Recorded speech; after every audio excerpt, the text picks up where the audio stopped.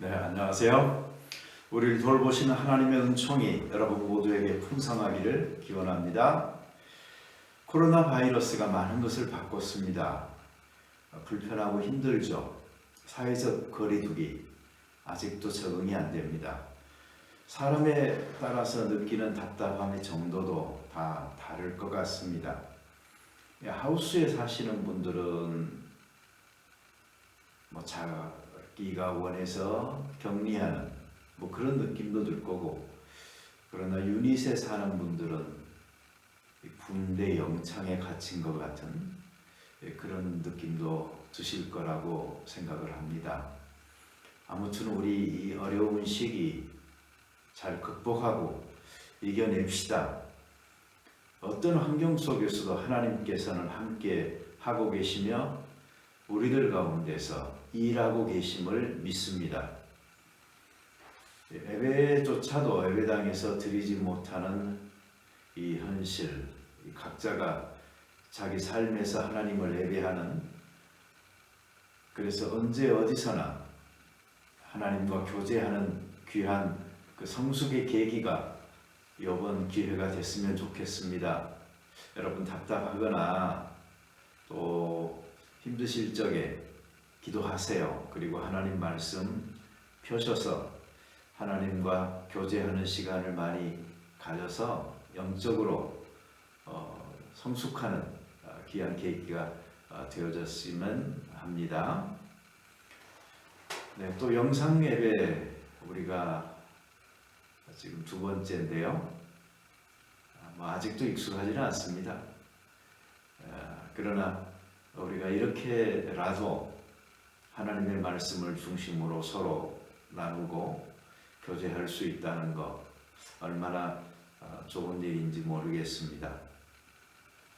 영상 예배조차도 게을리하여서 혹시 이번 기간이 언제 어디서고 하나님을 예배하지 않는 그런 나쁜 습관이 안 생기실 수 있었으면 좋겠어요. 어려울 때일수록 더 하나님 앞에 매달립시다. 이 코로나 때문에 세계가 신음하고 있습니다. 한국이 현재 확진자가 1만 명이 넘었고 사망자가 170명이 넘었다고 합니다. 호주도 확진자가 5,500명이 넘어섰고요. 30명의 사망자가 발생했습니다. 세계적으로는 정말 심각한데요. 110만 명이 확진자가 있고, 그리고 사망자는 6만 명이 넘었습니다. 지금 이 순간에도 그 수치는 계속 증가하고 있습니다. 이 코로나 바이러스로 인해서 관이 산처럼 쌓이고 사람들의 그 곡이 도처에서 들립니다. 죽음의 그림자가 전쟁이 아닌 시기에 이렇게 세계를 엄습했었던 적이 있었나 생각이 듭니다.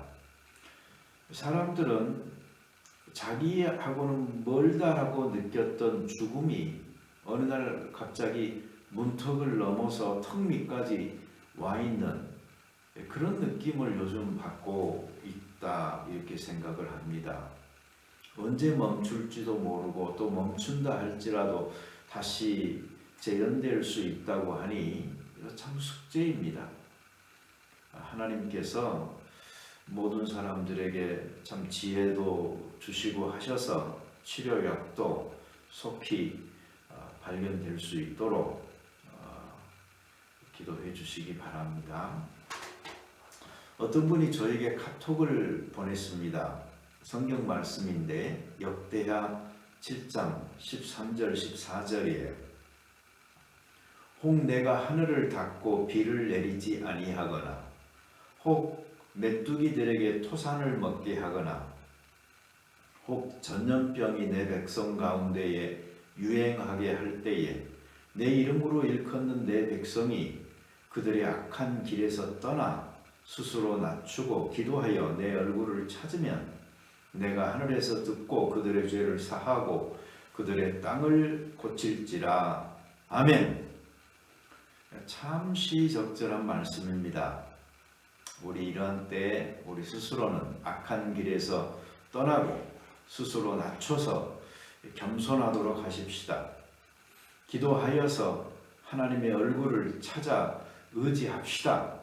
그러면 하나님께서 들으시고 또 우리 죄를 사하시고 이 땅을 분명히 고치시리라고 믿습니다. 여러분, 힘들고 어려운 때에 맞는 이 고난주간이라서 그런지 그 어느 때보다도 특별한 주일입니다. 오늘 저는 무엇이 예수님을 십자가에 못 박았나 이런 제목으로 말씀을 드리고자 합니다. 사실 이 질문은 아마 너무 초보적인 것처럼 느껴질 거예요. 기독교인들이라면 답을 모르고 있는 사람이 없죠. 다 알죠. 예수님께서 죄 가운데 죽을 수밖에 없는 죄인들을 구원하기 위하여서 오셨고 또 하나님의 심판을 받아 마땅히 형벌 받아야 될 그들을 대신하여 예수님께서 십자가에서 못 박혀 죽으셨다. 그래서 우리는 이것을 대속의 죽음이라고 부르고 값을 치렀다고 해서 속량의 죽음이라고 부르는 겁니다. 이것은 너무나 신앙적으로 그리고 신학적으로 정확하게 맞는 답변이죠. 근데 교회도 보면 꼭 그런 분들이 있어요. 이 틀에 박힌 듯한 그런 답 말고 뭔가 다른 답을 찾으시는 분들, 그런 분들을 위해서 제가 오늘은 성경에서 발견되어지는 여러 가지 요인들을 제가 쭉 좀 나열을 하려고 합니다. 근데 여러분, 그런 분들 신앙적 성향이 그렇게 좋은 건 아닙니다.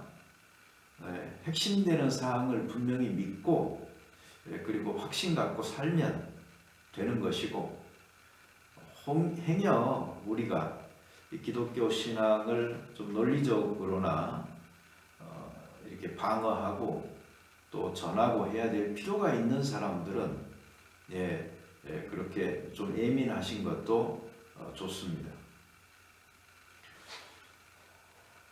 오늘은 예수님과 같은 시대에 살았던 그 여러 사람들, 그 사람들과의 관계 속에서 다시 말하면 사회, 문화, 종교, 정치 이런 요인들이 어떻게 상호작용하면서 예수님을 죽음으로 몰고 갔는지 하는 그 내용을 사복음서가 기록하고 있는 이 빌라도의 재판 이야기를 살피는 과정을 통해서 우리의 삶도 좀 반성해 보면서 우리가 추적해 보려고 합니다. 여기에 보면 세 부류의 사람이 나옵니다. 군중과 빌라도, 바라바, 그리고 이에 대조되는 예수님입니다. 첫째로 우리가 주목해서 봐야 될 사람은 군중입니다. 저희가 여기서 군중이라고 할 때 종교 지도자들을 다 포함한 군중을 말을 하는 것입니다. 종교 지도자는 사실 교활했습니다. 집요했습니다. 그리고 군중은 무지합니다. 선동당합니다. 그 앞에서 예수님은 순한 양같이 또는 연한 순같이 마른 땅에서 나온 뿌리같이 고운 모양도 없고 풍채도 없이 우리가 보기에 흠모할 만한 아름다운 것이라고는 없는 모양으로 멸시를 받게 되죠. 대제사장 그리고 장로들, 사내들인 공회원들, 군중, 이들은 한 덩어리입니다. 평소에는 별로 안 친했던 사람들이에요. 그런데 여기서는 너무나 단결이 잘 되어 있습니다. 원래 악한 사람들이 악한 일에 모이게 되어 있죠. 마태복음 27장 1, 2절을 보면 대제사장들과 백성의 장로들이 예수님을 죽이려고 함께 의논하고 결박해서 총독 빌라도에게 넘겨줬다라는 말이 나옵니다. 네, 그런데 마가복음 15장 1절에 보면은요, 장로들과 서기관들이 온 공회와 더불어 의논했다라는 말이 나오고, 누가복음 23장 1절에 보면은 그 무리가 다 일어나서 예수를 빌라도에게 끌고 갔다라는 말이 나와요. 그러니 여기에 등장하는 사람들은 한결같이 다 예수님을 붙잡아 끌고 빌라도에게 갔던 것이죠. 이 사두개인들과 바리새인들 별로 안 친합니다. 교리적으로도 또 정치적 성향에서도 서로 문제가 있어서 자주 자기들끼리도 논쟁하고, 또 예수님께서는 그걸 이용하여서 그들끼리 싸우도록 싸움을 붙이면서 어려운 그 질문에서 벗어나기도 하셨던 경우가 많이 있죠. 그런데 왜 이렇게 이들은 여기서 잘 궁합이 맞는지, 또 나중에 보면은 헤롯과 빌라도도 마찬가지입니다. 이 두 사람은 온수였다. 그런데 그날 밤에는 친구가 되었다 라고 성경이 말하고 있듯이, 예수님을 죽이는 한 사건이 유대 사회 전체가 연합하는 것을 보게 되는 것입니다.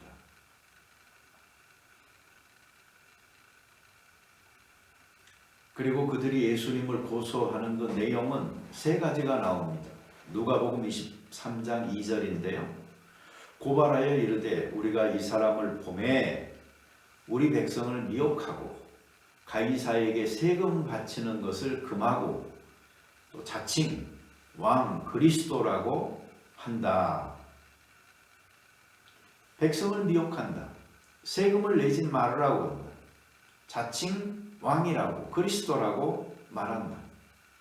요즘 말로 하면은요, 이것은 예수님이 예루살렘 성전을 향해서 헐어라, 내가 3일 만에 다시 짓겠다 라고 한 말씀과 더불어서 반사회적인 가르침과 또 사람들을 선동한 죄, 그리고 신성모독죄, 그리고 반국가 반역죄 정도로 예수님을 걸어서 고발한 셈입니다. 이 대제사장과 장로들은 정말로 집요합니다. 마태복음 27장 20절에 보면은요, 그 무리들을 권하고 선동해서 바라바를 놓아달라고 하자, 그리고 예수를 죽이게 하자라고 계속 교사하는 것을 볼 수가 있습니다. 이 연합된 한 덩어리의 군중은 처음부터 예수님을 죽이고자 작정한 사람들입니다.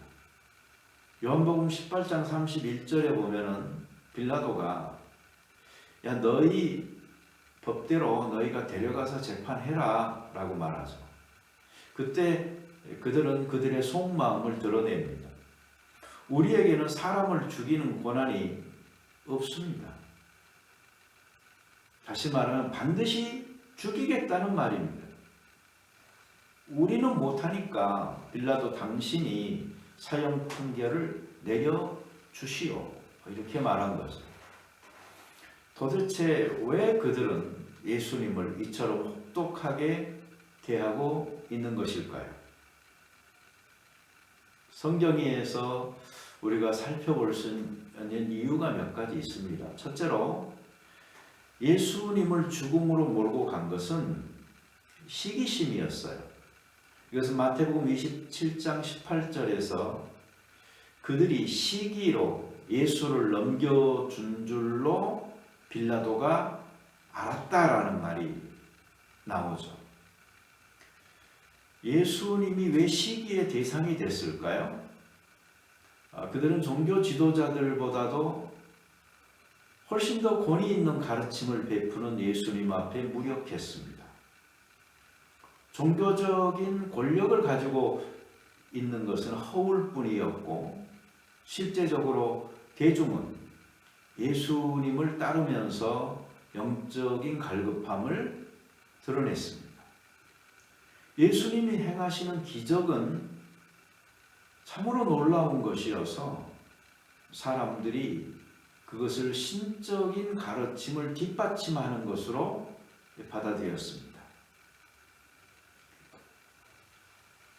그래서 허울뿐인 직분 그리고 자리를 차지하고 있는 자신들에 비한 예수님의 그 특출한 사역 그리고 존경받음이 이들에게는 시기심을 만들어 냈던 것입니다.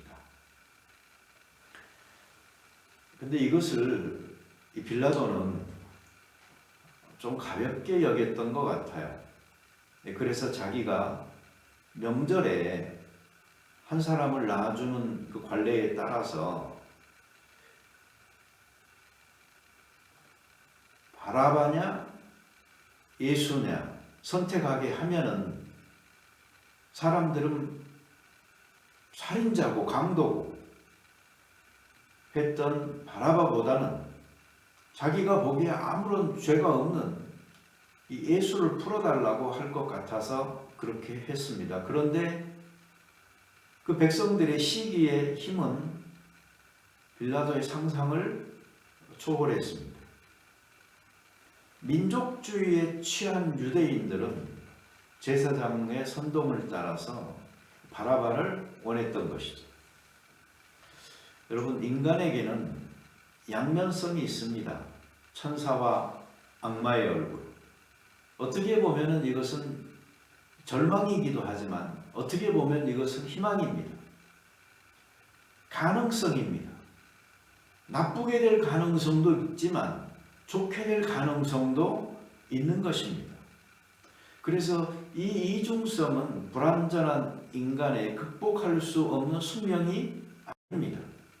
이것이 하나의 축복이 될 수 있게 하려면 우리 속에 있는 이 선과 악의 두 얼굴, 진리와 비진리의 두 모습, 또 자애로움과 이 간악함의 두 형태, 이 중에서 바른 쪽을 택하고 성장할 필요가 있는 것입니다. 사도 바울도 로마서 7장 18절, 19절, 21절, 24절에 보면은 이런 고민들을 아주 적나라하게 표현하고 있습니다. 그냥 그 구절들을 제가 이어서 읽어드리겠습니다. 원함은 내게 있으나 선을 행하는 것이 없노라. 내가 원하는 바 선은 행하지 아니하고 도리어 원하지 아니하는 바 악을 행하는도다. 그러므로 내가 한 법을 깨달았노니 곧 선을 행하기 원하는 나에게 악이 함께 있는 것이로다. 오호라 나는 공고한 사람이로다. 이 사망의 몸에서 누가 나를 건져내랴. 절망이죠. 그러나 바울은 예수 그리스도 안에 있는 그 하나님의 끊을 수 없는 사랑 발견합니다. 그리고 그 안에서 이 진정한 자유함을 고백하는 것입니다. 여러분, 엔노마 그 제국의 형벌 중 하나가 죽은 사람의 송장을 산 사람의 등에 묶어놓고 다니게 했던 것이 있었어요. 이게 어쩌면 우리 아닐까요? 한 사람 같지만 이 한 사람 속에 있는 또 다른 한 사람과 씨름하면서 우리 살아가고 있는 것입니다. 생명과 죽음이 싸웁니다. 사랑과 미움이 싸웁니다. 겸손과 교만이, 평화와 전쟁이 갈등합니다. 어느 쪽을 내가 더 키우느냐에 따라 그 사람은 천사도 될 수 있고 악마도 될 수 있는 것입니다. 시기하는 마음을 사랑의 마음으로, 축복의 마음으로 바꿀 수 있을 때에 우리는 그 그리스도인으로서 아름다운 덕을 널리 선전할 수 있을 것입니다. 남이 잘 되기를 바라는 마음, 이것이 사랑의 마음입니다. 그리고 이 일을 위해서 나의 모든 것을 내어줄 수 있는 것이 그리스도의 사랑입니다. 하나님은 그리스도를 통하여 보여준 이 사랑을 그리스도인된 우리를 통하여 남에게 전달하기 원하는데, 이것을 방해하는 것이 바로 시기하는 마음이죠. 여러분, 시기는 사람을 죽입니다. 마치 예수님을 죽이듯이. 생각해 보십시오. 지금까지 인류 역사에 있어서 투기하고 질투하고 부러워하고 시기하고 하는 마음 때문에 얼마나 많은 사람들이 가슴 아팠겠고, 꽃피지도 못하고 그 인생이 줄기채 뽑혔겠고, 잘려버렸고, 짓밟힌, 그래서 사회적으로 매장당하고 죽은 사람이 얼마나 많겠습니까? 과거에도 있었고 현재에도 있고 미래에도 있을 것입니다. 그리고 어쩌면 바로 우리 삶의 주변에도 있을 수가 있습니다. 여러분, 시기심을 없애야 합니다. 시기심이 있으면 그 사람을 무시하게 됩니다. 외면하게 됩니다. 미워하게 됩니다. 이것들이 감춰지지 않아요. 제 느낌인지는 몰라도 저도 살 만큼 살았습니다. 점점 더 이 사회가 시기하는 사람이 많아지고 있는 것 같아요. 옛날보다 물질적으로도 편안해졌고 한데도 불구하고, 여러분, 시기심은요, 경쟁심, 열등의식, 패배의식과 연관되어져 있어요. 부러우면 진다라는 말이 있죠. 바로 이겁니다. 내가 부러워하고 있다 하는 것을 확인시켜 주는 것이 바로 시기하는 마음입니다. 누군가를 내가 시기하는 마음이 생겼다면요, 내가 더욱 못한 자임을 스스로가 인정한 상태입니다. 내면의 자기를 대하는 태도가 밖으로 나타납니다. 불만이 쌓이고 공격적이 됩니다. 경쟁사회라는 이 커다란 흐름 속에서 살다 보니까 우리는 다른 사람들을 동료가 아니고 경쟁자로 의식하는 지경에 이르렀습니다. 이 사람 저 사람 다 경쟁자예요. 그래서 내가 도움을 줄 수 있고 내가 도움을 받을 수 있는, 사랑을 쏟을 수 있는 그 사랑의 대상은 존재하지 않습니다. 모두가 경계의 대상입니다. 여러분, 경쟁에서 뒤지고 있다 생각하면 패배의식이 자리 잡죠. 그리고 이 패배의식은 정당한 경쟁이나 깨끗한 승복을 거부하고 복수심, 증오심으로 발전하는 것입니다. 경쟁심은 성경적이 아닙니다. 우리는 함께 더불어 섬기며 사는 사회를 지향해야 합니다. 예수님의 피로 한 피바다 한 몸 이룬 형제여 자매여, 우리는 하나님의 한 가족이라고 말하면서도 그 구속론으로서 갖춰야 될 성숙한 의식이 부족하기 때문에 우리는 얼마나 속 좁은 사람들로 살고 있는지 모릅니다. 여러분, 가슴을 좀 넓히고 삽시다. 아버지의 뜻대로 행하는 자가 내 형제여, 내 모친이여, 내 자매라고 하신 예수님의 이 컨셉이 모든 그리스도인들로 형제 자매의 가족됨을 확인할 수 있게 만들어주는 진리가 아니겠습니까? 잠언 14장 30절은 이렇게 말합니다. 평온한 마음은 육신의 생명이나 시기는 뼈를 썩게 하느니라. 여러분, 누구를 썩게 하는 겁니까? 다른 사람의 뼈일까요? 시기하는 그 사람의 뼈입니다. 가인이 아벨을 시기하여 죽였습니다. 그러나 하나님은 셋을 선물로 주십니다. 요셉의 형들은 요셉을 시기해서 종으로 팔았습니다. 그러나 하나님은 그를 애굽의 총리로 삼으셨습니다. 사울은 다윗을 시기하여 죽이려고 했지만 하나님은 사울을 패하시고 다윗을 왕으로 삼으셨습니다. 시기한 사람의 결국이 무엇입니까? 여러분, 사기친 사람들은 사기당해서 망한다는 말이 있는 것처럼 시기로 시작한 사람은 시기로 망합니다. 시기하고 경쟁하고 하는 마음, 열등의식, 패배, 분노 이런 것들 우리 없어야 하고요.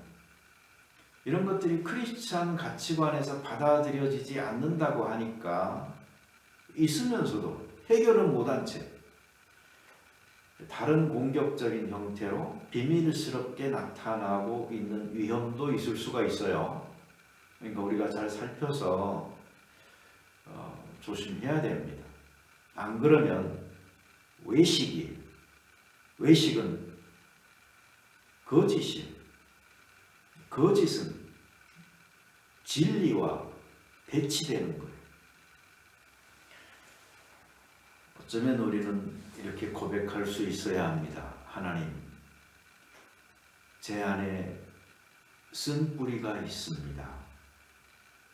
제 생활에 외식이 있습니다. 없이 하여 주셔서 자유롭고 싶습니다. 시기하는 마음 뽑아버리세요. 다음으로 예수님을 죽음으로 몰고 간 것은 실망입니다. 유대인들이 기다리던 메시아는 이스라엘의 독립을 가져올 정치적인 메시아였습니다.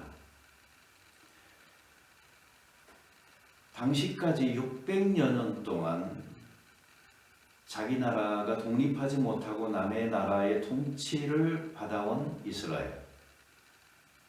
세대와 세대를 거치면서 그들의 꿈은 독립된 나라를 갖는 것이었습니다. 메시아 대명사상 가장 고조되어진 그 시기에 예수님께서 예루살렘 성으로 들어오십니다. 환영하는 인파가 몰렸습니다. 그러나 곧 실망합니다. 예수님께서는 초라한 나귀를 타고 나타나십니다. 무화과 나무를 저주하고 심판을 예고합니다. 열매를 맺으라 메시지를 암시하는 거죠.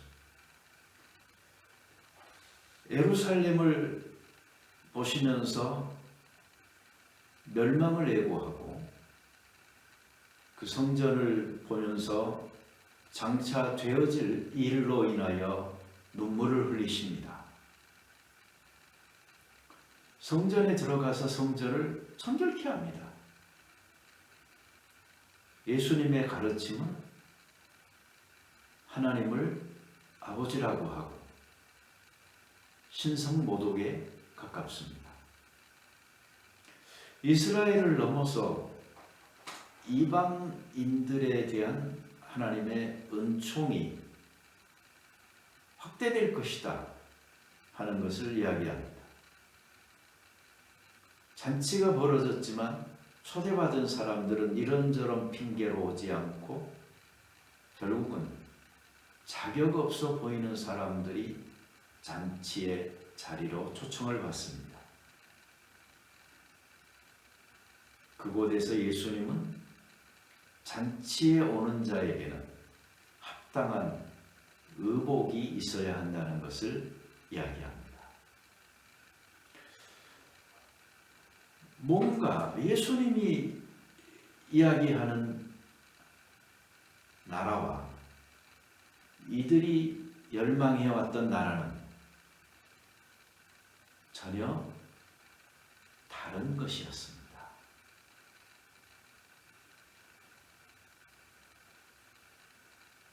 이러한 실망이 배반감을 만들고 그 배반감은 공격성을 갖게 되는 것입니다. 여러분, 자기가 부러워한 사람인데 시기까지 한 사람인데 어느 순간에 보니까 별거 아니에요. 그러면은 자비로운 마음이 들까요? 미웠던 마음이 더 무시하고 공격적으로 되기가 쉽습니다. 예수님이 나에게 이런 것들을 기대하라라고 말씀하신 것도 아닌데 그들 스스로 기대하다가 실망으로 바뀌니까 갖게 되어진 배신감, 예수님을 향한 공격성으로 바뀌게 되는 것입니다. 여러분, 다음으로 예수님을 죽음으로 몰고 간 것은 큰 소리입니다. 군중들은 요청하고 요구하다가 나중에는 큰 소리를 지릅니다. 그들의 큰 소리는 감정의 소리였습니다. 시기하는 마음은 큰 소리를 가져옵니다. 이미 옛사람의 정욕에 불을 당긴 지금 그들은 아무것도 안중에 들어오지 않습니다. 오로지 시기의 대상을 헐뜯고 무너뜨리며 죽음에 내어주는 일에 몰두합니다. 이제 이성은 잠들어 버립니다. 격한 감정만이 소리칩니다. 감정이 부딪히면 소란함을 가져오고 소란함은 무질서는 공동체를 파괴합니다.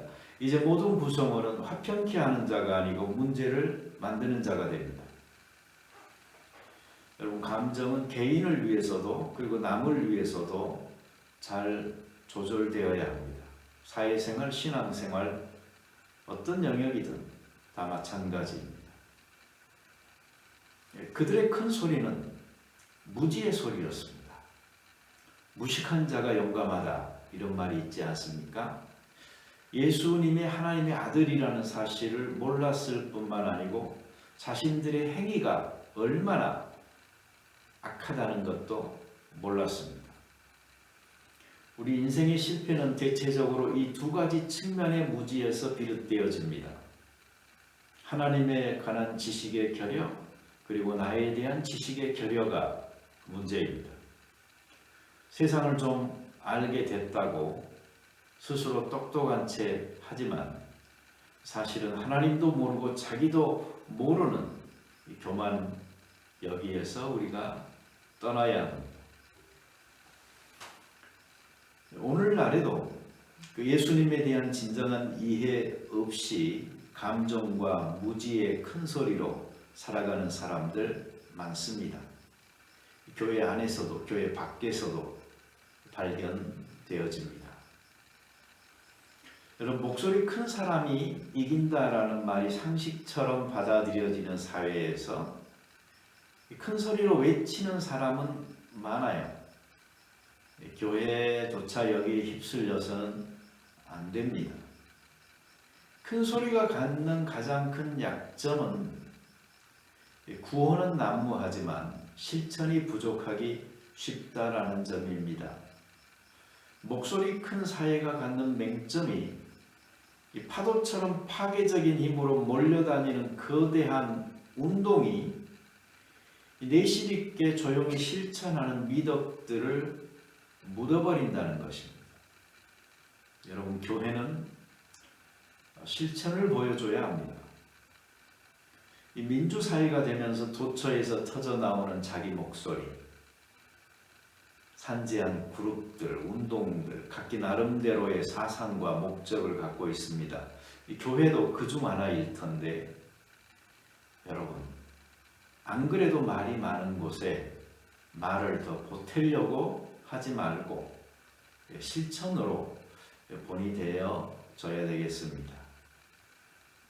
소금과 빛, 세상을 향하여 외칠 수 있는 좋은 구호입니다.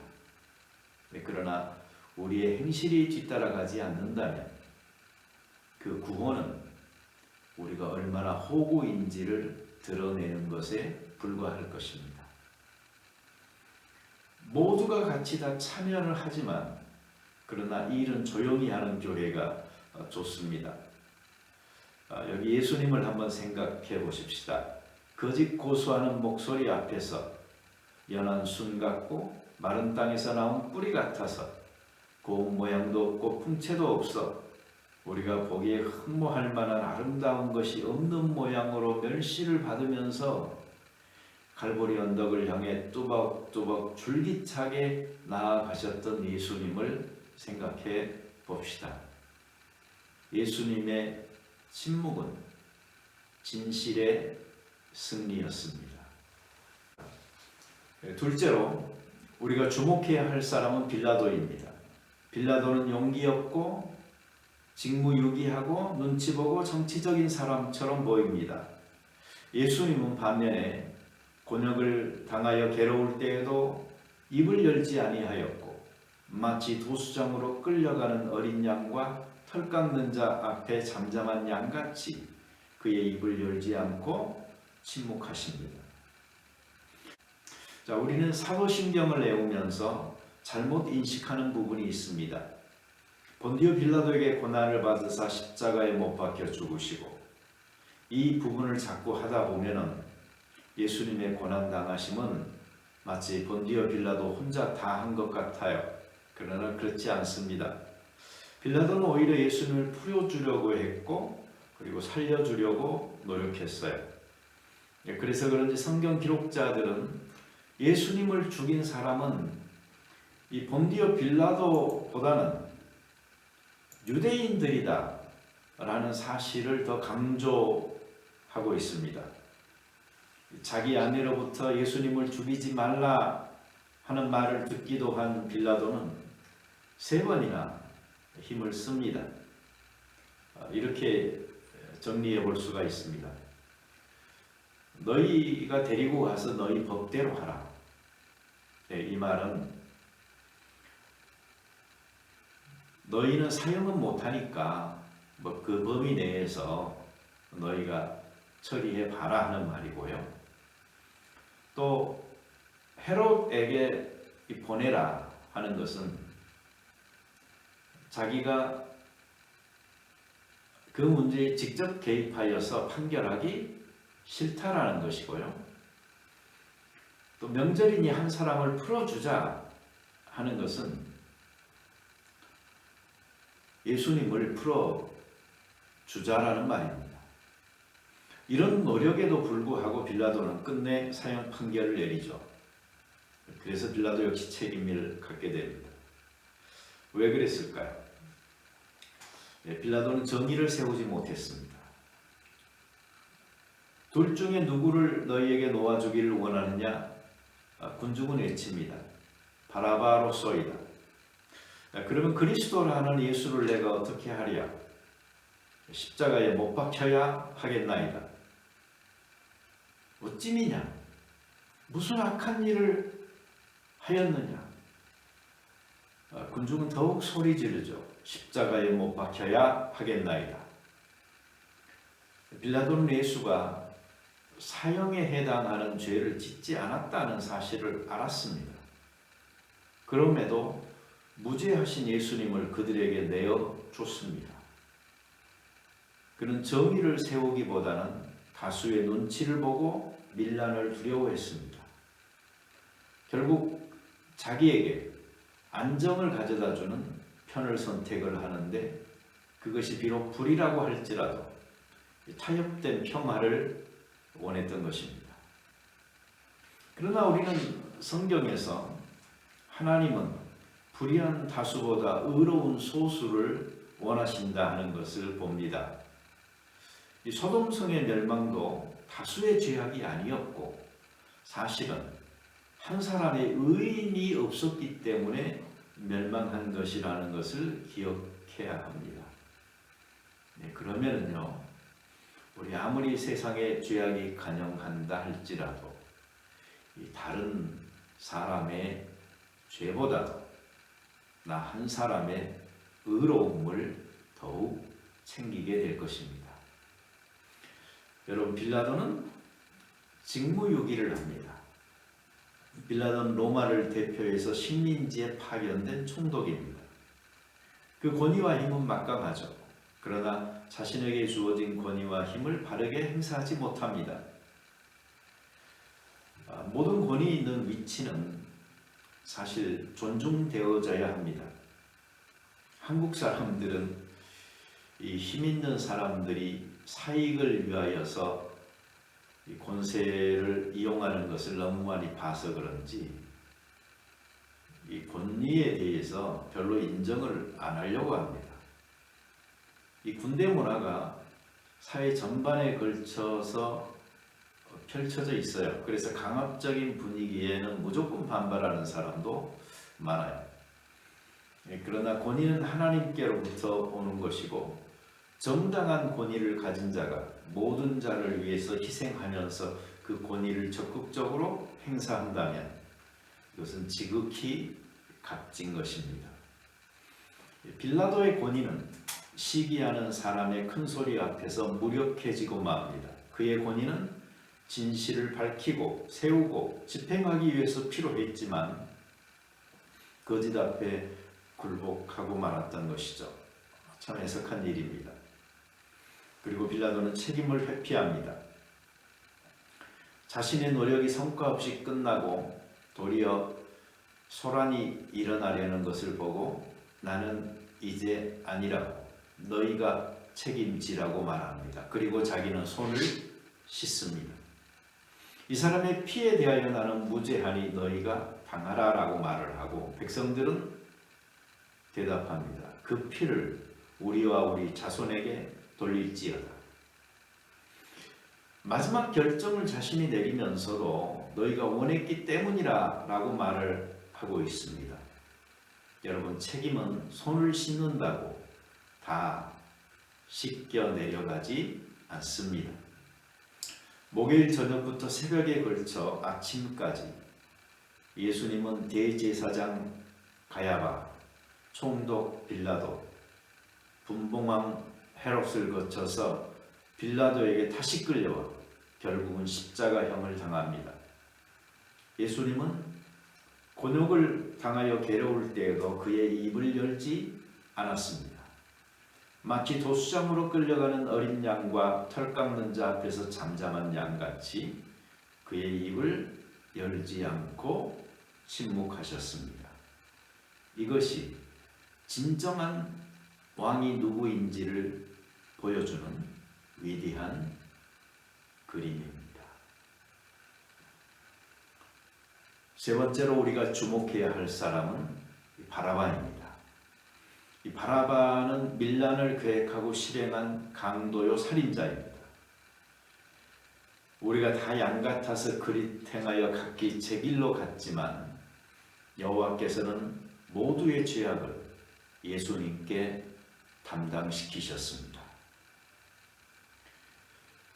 빌라도의 판결 후에 바라바는 저희에게 놓아주고 예수는 채찍질하고 그리고 십자가에 못 박히게 넘겨줍니다. 여러분, 풀려난 바라바가 누구입니까? 마가복음 17장 7절에서는 이렇게 말합니다. 밀란을 꾸미고 그 밀란 중에 살인하고 체포된 자 중에 바라바라 하는 자가 있는지라. 놀랍지 않습니까? 이렇게 흉악한 사람, 죄인이 풀려납니다. 그리고 죄 없는 의인이 죽습니다. 이 역설은 바라바에게만 일어난 사건이 아닙니다. 우리 모두에게 일어난 일입니다. 우리의 죄를 대신하여 예수님께서 십자가에 못 박히셨습니다. 누군가의 말처럼 우리가 이 세상에 존재하는 단 한 명의 사람이었다 할지라도 예수님은 기꺼이 우리를 위하여 대신 십자가를 지셨을 것입니다. 예수님을 십자가에 못 박은 것은 로마의 군병들이었지만 그러나 예수님을 계속적으로 십자가에 매달려 있게 한 것은 우리를 향한 사랑이었습니다. 무거운 죄의 짐을 지고 사는 인생도 죄 문제를 해결해야 했지만 하나님도 자신이 사랑하는 세상의 죄를 해결해야 했습니다. 그리고 하나님 자신의 거룩한 성품에 기초한 공의는 죄를 미워하고 심판해야 합니다. 그러나 하나님의 자비한 성품에 기초한 사랑은 죄인을 사랑하고 용서해야 합니다. 이 두 가지가 어떻게 조화를 이룰 수 있을까요?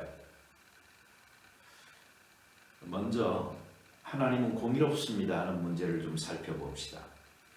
하나님은 죄를 미워합니다. 당연하죠.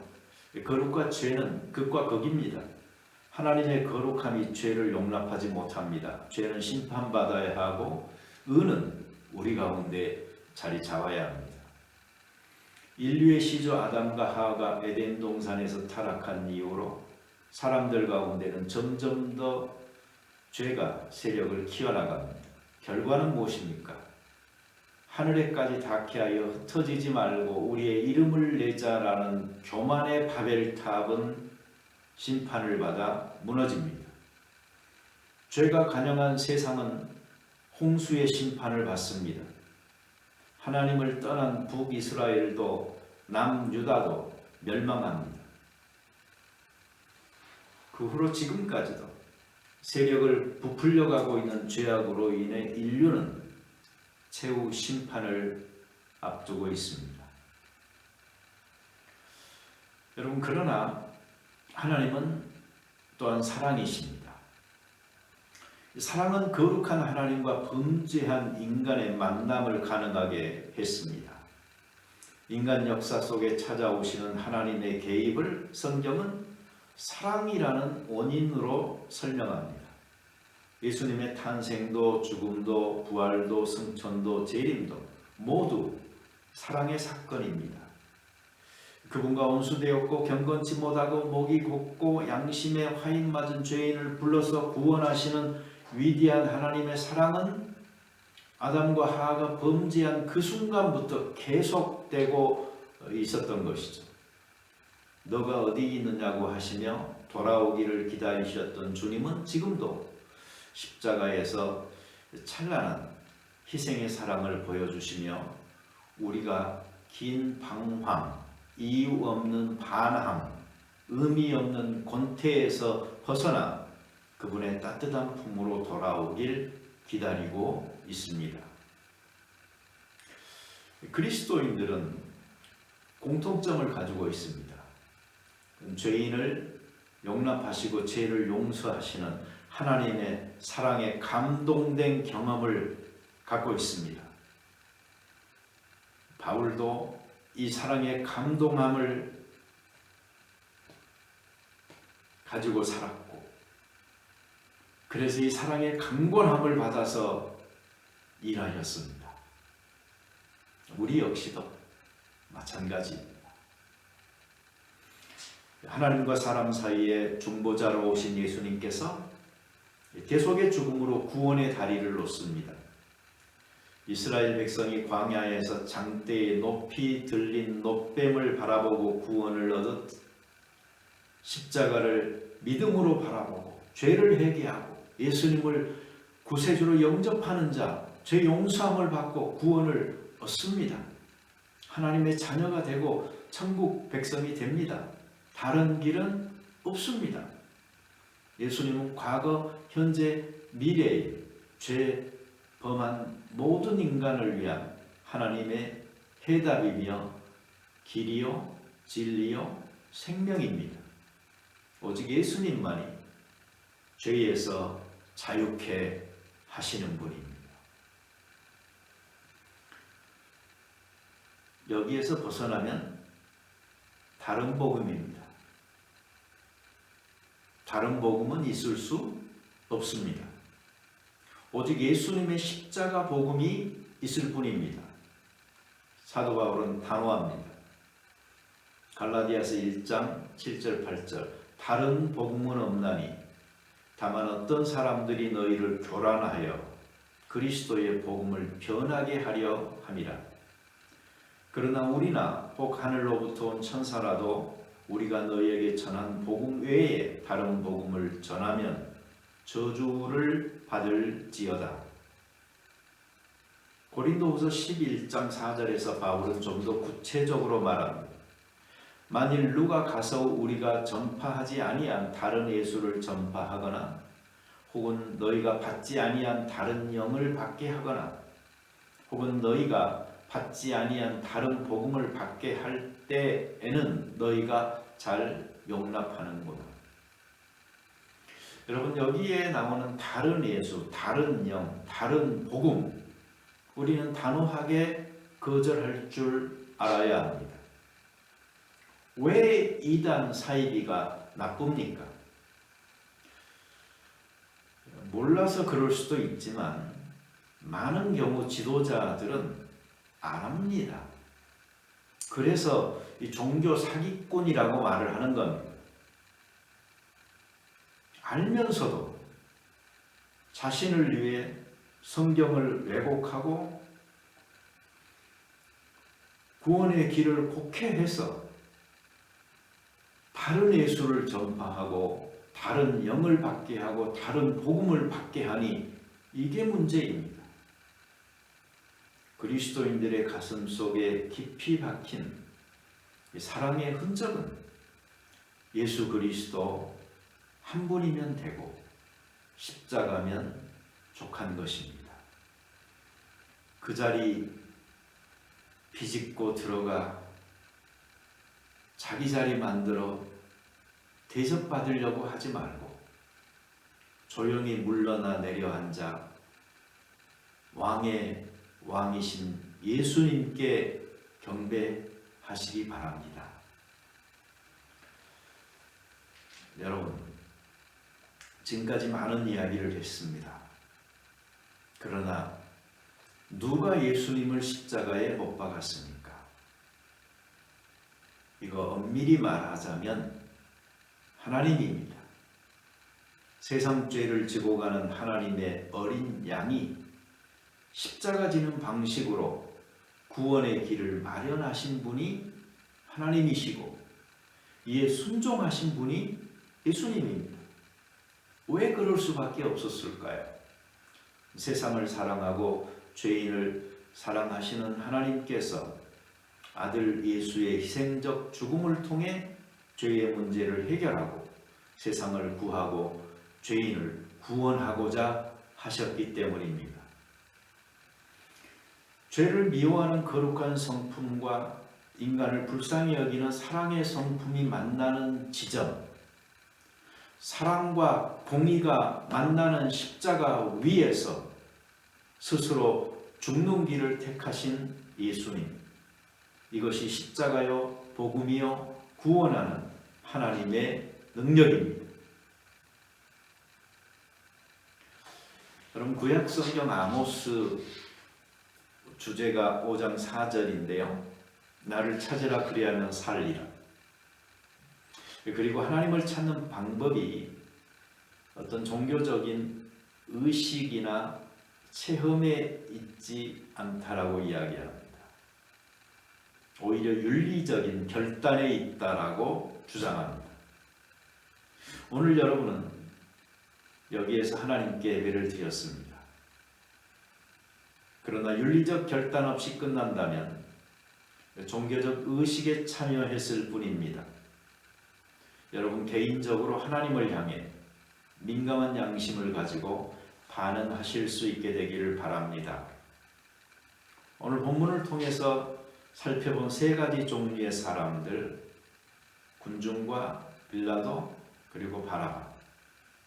이들의 모습들은 성경 속에 나오는 예수님과 대조되면서 우리들에게 무엇인가 깊은 반성 그리고 좋은 본을 제시하고 있습니다. 나를 위해 대신 죽으신 분이 있습니다. 이제 우리는 물어봐야 합니다.